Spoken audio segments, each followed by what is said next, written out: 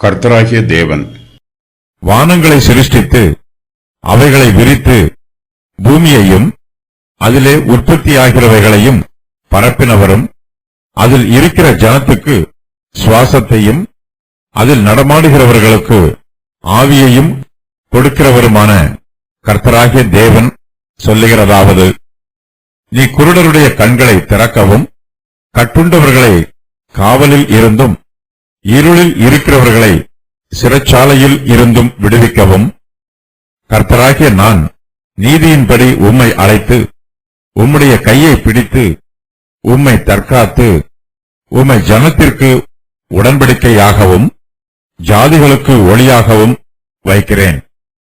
நான் கர்த்தர், இது என் நாமம், என் மகிமையை வேறொருவனுக்கும் என் துதியை விக்கிரகங்களுக்கும் கொடேன். பூர்வ காலத்தில் தெரிவிக்கப்பட்டவைகள் இதோ நிறைவேறலாயின, புதியவைகளையும் நானே அறிவிக்கிறேன். அவைகள் தோன்றாததற்கு முன்னே அவைகளை உங்களுக்கு சொல்லுகிறேன். சமுத்திரத்தில் யாத்திரை பண்ணுகிறவர்களே, அதில் உள்ளவைகளே, தீவுகளே, அவைகளின் குடிகளே, கர்த்தருக்கு புதுப்பாட்டை பாடுங்கள். பூமியின் கடையாந்தரத்தில் இருந்து அவருடைய துதியை பாடுங்கள். வனாந்தரமும் அதன் ஊர்களும் கேதாரியர் குடியிருக்கிற கிராமங்களும் உரத்த சத்தமிட கடவது. கண்மலைகளிலே குடியிருக்கிறவர்கள் கெம்பீரித்து பர்வதங்களின் கொடுமுடியில் இருந்து ஆர்ப்பரிப்பார்களாக. கர்த்தருக்கு மகிமையை செலுத்தி அவர் துதியை தீவுகளில் அறிவிப்பார்களாக. பிதாவாகிய தேவன் தம்முடைய குமாரனாகிய இயேசு கிறிஸ்துவோடு உடன்படிக்கை செய்து அவருக்கு தம்முடைய ஊழியத்தை கொடுத்திருக்கிறார். கர்த்தர் தம்மை பற்றி சொல்லும்போது கர்த்தராகிய தேவன் என்று சொல்லுகிறார். கர்த்தர் பெரியவர், அவர் தம்மைத்தாமே மனுக்குலத்திற்கு வெளிப்படுத்துகிறார். கர்த்தருடைய வெளிப்பாடு இல்லாமல் மனுஷரால் அவரை புரிந்து கொள்ள முடியாது. கர்த்தரே சர்வ சிருஷ்டிகர், அவரே எல்லா ஜீவராசிகளையும் சிருஷ்டித்தவர். எல்லா வல்லமைகளும் கர்த்தரிடத்திலிருந்தே வருகிறது. கர்த்தர் மாத்திரமே சர்வ வல்லமை உள்ளவர். வானமும் பூமியும் கர்த்தருடையது. கர்த்தர் பூமி உருண்டையின் மேல் வீற்றிருக்கிறவர். அவர் வானங்களை மெல்லிய தரையாக பரப்புகிறார், அவைகளை குடியிருப்பதற்கான கூடாரமாக விரிக்கிறார்.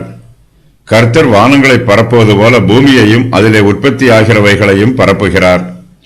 பூமியில் உள்ள எல்லா ஜீவ ஜந்துக்களையும் கர்த்தரே சிருஷ்டித்தவர். பூமியில் இருக்கிற ஜனத்திற்கு சுவாசத்தையும் அதிலே நடமாடுகிறவர்களுக்கு ஆவியையும் கொடுக்கிறார். சகலமும் கர்த்தருடைய வல்லமையினால் நடைபெறுகிறது. கர்த்தர் வானத்திலும் பூமியிலும் கிரியை செய்வது போல மனுஷர் மத்தியிலும் கிரியை செய்கிறார். பூமியில் இருக்கிற ஜனத்திற்கு கர்த்தரே சுவாசத்தை கொடுக்கிறார், தம்முடைய ஆவியை கொடுக்கிறார். மனுஷருடைய ஆத்மாவுக்கு ஞானத்தையும் அறிவையும் சிந்திக்கும் ஆற்றலையும் வல்லமையையும் கொடுக்கிறார். இதுவே பிதாவாகிய தேவன் தம்முடைய குமாரனாகிய இயேசு கிறிஸ்துவோடு செய்து கொண்ட உடன்படிக்கை. பிதாவானவர் தம்முடைய குமாரனுக்கு இந்த ஊழியத்தை கொடுத்திருக்கிறார். தேவனை விட்டு விலகி போயிருக்கிற ஜனங்கள் மறுபடியும் தேவனிடத்தில் திரும்பி வர வேண்டும். கர்த்தர் தம்முடைய கிருபையினால் கொடுக்கிற ஆத்ம மீட்பை அவர்கள் பெற்றுக்கொள்ள வேண்டும். கர்த்தராகிய இயேசு கிறிஸ்து பிதாவாகிய தேவனுக்கும் மனுஷருக்கும் நடுவே மத்தியஸ்தராக ஊழியம் செய்ய வேண்டும். தங்களை கர்த்தராகிய தேவனே சிருஷ்டித்தார் என்பதை மனுஷர் தெரிந்து கொள்ள வேண்டும். அவருடைய இருதயத்தில் கர்த்தர் மீது பயமும் பக்தியும் இருக்க வேண்டும். இதுவே கர்த்தருடைய சித்தம். குமாரனாகிய இயேசு கிறிஸ்து பிதாவின் ஊழியத்தை செய்யும் போது தேவன் குமாரனோடு கூடவே இருப்பார். பிதா தேவனாக இருப்பது போல குமாரனாகிய கிறிஸ்துவும் தேவனாக இருக்கிறார். தம்முடைய ஊழியத்தை செய்யுமாறு கர்த்தராகிய தேவனே கிறிஸ்துவை அழைத்திருக்கிறார். கர்த்தருடைய ஊழியம் கனமுள்ளது. கர்த்தரால் அழைக்கப்படாமல் யாரும் கர்த்தருடைய கனமான ஊழியத்திற்கு தானாய் ஏற்படுகிறதில்லை. கிறிஸ்து தம்மைத்தாமே உயர்த்தவில்லை, பிதாவாகிய தேவனே தம்முடைய குமாரனாகிய கிறிஸ்துவை உயர்த்துகிறார். கர்த்தராகிய தேவன் தம்முடைய குமாரனுக்கு கொடுத்திருக்கும் ஊழியத்தை பற்றியும் விரிவாக சொல்லுகிறார். நீர் குருடருடைய கண்களை திறக்கவும் கட்டுண்டவர்களை காவலில் இருந்தும் இருளில் இருக்கிறவர்களை சிறைச்சாலையில் இருந்தும் விடுவிக்கவும் வேண்டும் என்பதே கர்த்தர் மேசியாவுக்கு கொடுத்திருக்கும் ஊழியமாகும். தம்முடைய ஊழியத்தை செய்யுமாறு கர்த்தரே மேசியாவை அழைத்திருக்கிறார். கர்த்தராகிய நான் நீதியின்படி உம்மை அழைத்து உம்முடைய கையை பிடித்து உம்மை தற்காத்து உம்மை ஜனத்திற்கு உடன்படிக்கையாகவும் ஜாதிகளுக்கு ஒளியாகவும் வைக்கிறேன். கர்த்தராகிய இயேசு கிறிஸ்து கெத்செமனே தோட்டத்தில் வியாகுலத்தோடு ஜெபித்தபோது தேவதூதன் ஒருவன் இயேசு கிறிஸ்துவை பலப்படுத்தினான். அதே வேளையில் பிதாவாகிய தேவனும் குமாரனாகிய இயேசு கிறிஸ்துவோடு கூட இருந்தார். தேவனாகிய கர்த்தர் இங்கு சொல்லுகிற வாக்குத்தத்தம் இயேசு கிறிஸ்துவில் பரிபூர்ணமாய் நிறைவேறிற்று. பிதாவானவர் குமாரருக்கு கொடுத்திருக்கிற ஊழியம் மனுபுத்திரருக்கு ஆறுதலையும் ஆசீர்வாதத்தையும் கொடுக்கிறது. பிதாவானவர் தம்முடைய ஒரே பேரான குமாரனை நமக்கு கொடுத்திருக்கிறார். இயேசு கிறிஸ்துவின் மூலமாய் புதிய உடன்படிக்கையின் எல்லா ஆசீர்வாதங்களும் நமக்கு பூரணமாய் கடந்து வருகிறது. இயேசு கிறிஸ்துவின் சுவிசேஷத்தில் 2 மகிமையான ஆசீர்வாதங்கள் உள்ளன. இயேசு கிறிஸ்துவின் மூலமாய் புறஜாதியாருக்கு விடுதலையும் வெளிச்சமும் கிடைக்கிறது. பிதாவானவர் கிறிஸ்துவை ஜாதிகளுக்கு ஒளியாக வைக்கிறார். குமாரனாகிய கிறிஸ்து கட்டுண்டவர்களை காவலில் இருந்து விடுவிக்கிறார். கிறிஸ்துவின் ஆவியானவர் தம்முடைய சுவிசேஷ வார்த்தையின் மூலமாய் மனுக்குலத்தை ஆசீர்வதிக்கிறார். அதே ஆவியானவர் மனுஷருடைய இருதயங்களில் கிரியை நடப்பித்து கர்த்தருடைய ஆசீர்வாதங்களை பெற்றுக்கொள்வதற்கு மனுஷரை தகுதியும் படுத்துகிறார். கோரேசு சிறையிருப்பில் இருந்தவர்களுக்கு விடுதலையை அறிவித்தார். அதுபோலவே கிறிஸ்துவானவரும் கட்டுண்டவர்களை காவலில் இருந்து விடுவிக்கிறார்.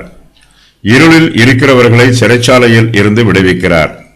சிறைச்சாலையில் இருக்கிறவர்களை விடுவிக்கும் போது சிறைச்சாலையின் கதவுகளை திறந்தால் மாத்திரம் போதாது, அவர்களை சிறைச்சாலையில் இருந்து விடுவித்து அவர்களை மறுபடியும் விடுதலையோடு ஜீவிப்பதற்கு ஜீவாதாரங்களையும் கொடுத்து உதவி செய்ய வேண்டும்.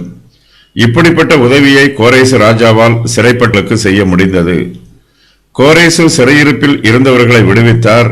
விடுவிக்கப்பட்டவர்கள் தங்கள் விடுதலையை சந்தோஷமாய் அனுபவிப்பதற்கு உதவியும் புரிந்தார். கிறிஸ்துவானவரோ தம்முடைய கிருபையினால் கட்டுண்டவர்களை காவலில் இருந்து விடுவிக்கிறார். இருளில் இருக்கிறவர்களை சிறைச்சாலையில் இருந்து விடுவிக்கிறார். விடுவிக்கப்பட்டவர்களுக்கு புதிய ஜீவனையும் கொடுக்கிறார். ஊழியம் கர்த்தருடையது. கர்த்தரே சர்வ வல்லமையும் சர்வ அதிகாரமும் சர்வ ஆளுகையும் உள்ளவர். கர்த்தர் தம்முடைய மகிமையை பற்றி வெளிப்படுத்துகிறார். நான் கர்த்தர், இது என் நாமம், என் மகிமையை வேறு ஒருவனுக்கும் என் துதியை விக்கிரகங்களுக்கும் கொடேன் என்று கர்த்தர் தம்முடைய நாமத்தை பற்றியும் மகிமையை பற்றியும் வல்லமையை பற்றியும் வெளிப்படுத்துகிறார். தேவன் கர்த்தராக இருக்கும்போது அவரே சர்வத்தையும் சிருஷ்டித்தவராக இருக்கிறார். சர்வ ஜீவராசிகளுக்கும் ஜீவனை கொடுக்கிறார். பூமியில் இருக்கிற ஜனத்திற்கு சுவாசத்தையும் அதில் நடமாடுகிறவர்களுக்கு ஆவியையும் கொடுக்கிறார். தாம் கொடுத்த வாக்குத்தத்தத்தை கர்த்தர் உண்மையாய் நிறைவேற்றுகிறார். கர்த்தருடைய வாக்குத்தத்தம் அவருடைய சபைக்குள்ளும் சபையின் மூலமாயும் நிறைவேறுகிறது. கர்த்தர் தமது ஜனத்தின் மீது அன்பாய் இருக்கிறார். அவர்களை பாதுகாத்து பராமரிக்கிறார். பூர்வ காலத்தில் கர்த்தரால் தெரிவிக்கப்பட்டவைகள் காலம் நிறைவேறும் போது நிறைவேறலாயின. கர்த்தரே புதியவைகளையும் அறிவிக்கிறார். அவைகள் தோன்றாததற்கு முன்னே கர்த்தர் அவைகளை தம்முடைய பிள்ளைகளுக்கு சொல்லுகிறார். கர்த்தர் இப்போது புதிய வாக்குத்தத்தங்களையும் புதிய கிருபைகளையும் புதிய ஆசீர்வாதங்களையும் தம்முடைய ஜனத்திற்கு கொடுக்கிறார். புதிய ஏற்பாட்டு காலத்தில் கர்த்தருடைய பிள்ளைகளுக்கு ஏராளமான ஆசீர்வாதங்கள் கிடைத்தது. அவையெல்லாம் பழைய ஆசீர்வாதங்கள். புதிய ஏற்பாட்டு காலத்தில் கர்த்தர் தம்முடைய பிள்ளைகளுக்கு புதிய ஆசீர்வாதங்களை வாக்கு பண்ணுகிறார். பழைய ஏற்பாட்டு காலத்தில் கர்த்தருடைய ஜனத்திற்கு பாலும் தேனும் ஓடும் தேசமும் மற்ற பிரஜாதிகள் மீது ஜெயமும் ஆசீர்வாதமாக கொடுக்கப்பட்டது. இவையெல்லாம் உலக பிரகாரமான ஆசீர்வாதங்கள். புதிய ஏற்பாட்டு காலத்திலோ கர்த்தர் தம்முடைய பிள்ளைகளுக்கு ஆவிக்குரிய ஆசீர்வாதங்களை கொடுக்கிறார். பரலோகத்தின் காரியங்களுக்கு கர்த்தர் தம்முடைய பிள்ளைகளை பங்குள்ளவர்களாக்குகிறார். புதிய ஏற்பாட்டு காலத்து ஆசீர்வாதங்கள் எல்லாம் இயேசு கிறிஸ்துவின் சுவிசேஷத்தின் மூலமாய் ஜனங்களுக்கு அறிவிக்கப்படுகிறது. சுவிசேஷம் அறிவிக்கப்படுவதற்கு முன்பாகவே கர்த்தர் தம்முடைய புதிய ஆசீர்வாதங்களை தம்முடைய ஜனத்திற்கு வெளிப்படுத்துகிறார். இவையெல்லாம் பழைய ஏற்பாட்டு காலத்திலே அடையாளங்களாக வெளிப்படுத்தப்பட்டிருக்கிறது. கோரேசு ராஜா கிறிஸ்துவுக்கு அடையாளமாய் இருப்பது போல கர்த்தர் பல ரகசியங்களை பழைய ஏற்பாட்டு காலத்திலே அடையாளங்கள் மூலமாய் வெளிப்படுத்தி இருக்கிறார். கர்த்தர் மகிமை உள்ளவர். கர்த்தரை ஆராதிக்கிறவர்கள் அவருக்கு புது பாட்டை பாட வேண்டும். புதிய ஏற்பாட்டின் ஆசீர்வாதங்களை பெற்றுக்கொள்கிற விசுவாசிகள் கர்த்தருக்கு புதிய ஏற்பாட்டு பாடல்களை பாட வேண்டும். சமுத்திரத்தில் யாத்திரை பண்ணுகிறவர்களே, அதில் உள்ளவைகளே, தீவுகளே, அவைகளின் குடிகளே, கர்த்தருக்கு புதுப்பாட்டை பாடுங்கள். பூமியின் கடையாந்தரத்தில் இருந்து அவருடைய துதியை பாடுங்கள் என்று கர்த்தர் சொல்லுகிறார். பிதாவாகிய தேவன் தம்முடைய குமாரனாகிய இயேசு கிறிஸ்துவை நமக்கு கொடுத்திருக்கிறார். அவரை ஜாதிகளுக்கு ஒளியாக வைத்திருக்கிறார். இது புதிய ஏற்பாட்டு ஆசீர்வாதம். பழைய ஏற்பாட்டு காலத்தில் இஸ்ரவேலின் காணியாட்சிக்கு உட்பட்டவர்களுக்கு மாத்திரமே கர்த்தருடைய ஆசீர்வாதம் பிரதானமாய் கிடைத்தது. புதிய ஏற்பாட்டு காலத்திலோ கர்த்தராகிய இயேசு கிறிஸ்துவின் மூலமாய் கர்த்தரை விசுவாசிக்கிற எல்லா ஜனங்களுக்கும் புதிய ஆசீர்வாதங்கள் வாக்கு பண்ணப்பட்டிருக்கிறது. தேவனுடைய கிருபையை சந்தோஷத்தோடும் நன்றியுள்ள இருதயத்தோடும் பாட வேண்டும். பூமியின் கடையாந்தரங்களில் இருக்கிறவர்களும் கர்த்தருடைய துதியை பாட வேண்டும். தீவுகளே என்னும் வாக்கியம் எருசலேமுக்கு அப்பால் தூரத்தில் இருக்கும் தேசங்களை குறிக்கிறது. சமுத்திரத்தில் யாத்திரை பண்ணுகிறவர்களும் கர்த்தருக்கு புதுப்பாட்டை பாட வேண்டும்.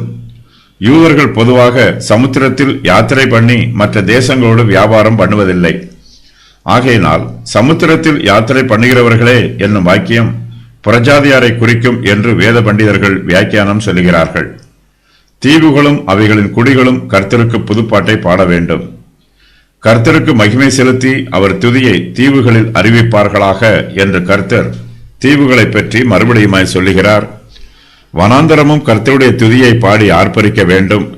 வனாந்தரமும் அதன் ஊர்களும் கேதாரியர் குடியிருக்கிற கிராமங்களும் உரத்த சத்தமிட கடவது. கண்மலைகளிலே குடியிருக்கிறவர்கள் கம்பீரத்து பர்வதங்களின் கொடுமுடியில் இருந்து ஆர்ப்பரிப்பார்களாக என்று கர்த்தர் சொல்லுகிறார்.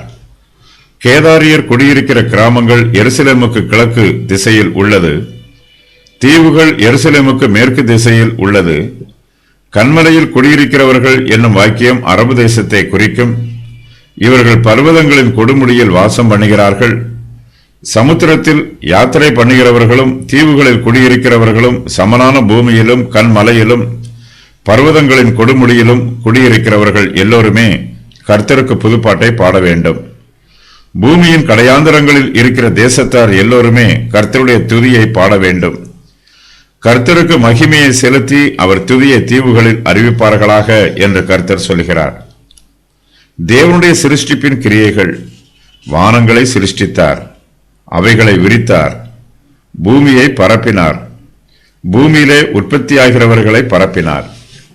அதில் இருக்கிற ஜனத்துக்கு சுவாசத்தை கொடுக்கிறார், அதில் நடமாடுகிறவர்களுக்கு ஆவியை கொடுக்கிறார். நிறைவேற வேண்டிய முன்னறிவிப்புகள். எல்லா தேசங்களிலும் ஜனங்கள் சந்தோஷமாக இருந்து கர்த்தருக்கு புதுப்பாட்டை பாடுவார்கள். கர்த்தர் பராக்கிரமசாலியைப் போல் புறப்பட்டு போவார். யுத்த வீரனைப் போல் வைராக்கியமாய் மூழுவார். முழங்கி கெர்ச்சிப்பார். தம்முடைய சத்துருக்களை மேற்கொள்ளுவார். பிள்ளை பெறுகிறவர்களைப் போல சத்தமிடுவார். அவர்களை பாழாக்கி விழுங்குவார். மலைகளையும் குன்றுகளையும் பாழாக்குவார். அவைகளில் உள்ள பூண்டுகளையெல்லாம் வாட பண்ணுவார். ஆறுகளை திட்டுகள் ஆக்குவார். ஏரிகளை வற்றி போக பண்ணுவார். குருடரை அவர்கள் அறியாத வழியிலே நடத்துவார். அவர்களுக்கு தெரியாத பாதைகளில் அவர்களை அழைத்து கொண்டு வருவார். அவர்களுக்கு முன்னாக இருளை வெளிச்சமாக்குவார். கோணலை செவ்வையாக்குவார். சித்திர வேலையான விக்கிரகங்களை நம்புகிறவர்கள் வெட்கப்படுவார்கள். பாடுங்கள் என்று கூறப்பட்டிருக்கும் கட்டளைகள். கர்த்தருக்கு புதுப்பாட்டை பாடுங்கள். பூமியின் கடையாந்தரத்தில் இருந்து அவருடைய துதியை பாடுங்கள். வனாந்தரமும் அதன் ஊர்களும் உரத்த சத்தமிட கடவது. கண்மலைகளில் குடியிருக்கிறவர்கள் கம்பீரிப்பார்களாக. பர்வதங்களின் கொடுமுடியில் இருந்து ஆர்ப்பரிப்பார்களாக. கர்த்தருக்கு மகிமையை செலுத்துவார்களாக. அவர் துதியை தீவுகளில் அறிவிப்பார்களாக.